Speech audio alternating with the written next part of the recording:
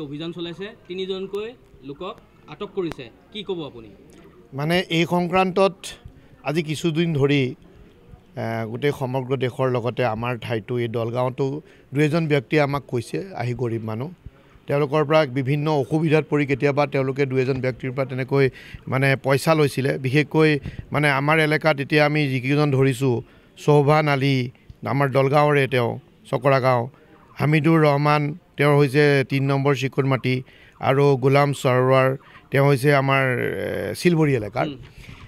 আমি এতিয়া তেওঁলোকক কালি এই মানুহখিনিৰ মানে খবৰৰ ভিত্তিত আমি এই এলেকাটোত বহুকেইজন ব্যক্তিৰ ঘৰত গৈছোঁ, তালাচী কৰিছোঁ, আৰু এই মই নাম কোৱা 3জন ব্যক্তিৰ ঘৰৰ পৰা আমি কিছু আপত্তিজনক নথিপত্ৰ পাইছোঁ। মানে তেওঁলোকে কি কৰে, ATM কাৰ্ড লৈ লয় আৰু ব্লেংক চেক লৈছে, তাৰপিছত দলিলত লিখাই লয়, ইত্যাদি ইত্যাদি আমি ডকুমেণ্টছখিনি পাইছোঁ আৰু সেইখিনি আমি জব্দ কৰিছোঁ।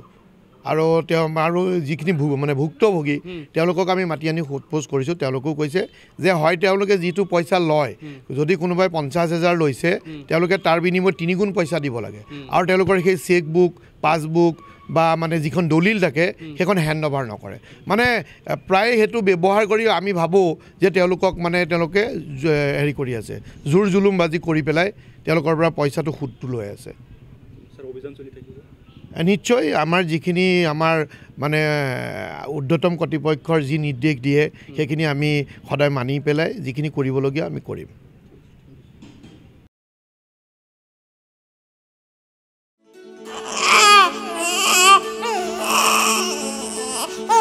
অভিনন্দন, আপোনাৰ এজনী ছোৱালী জন্ম হৈছে।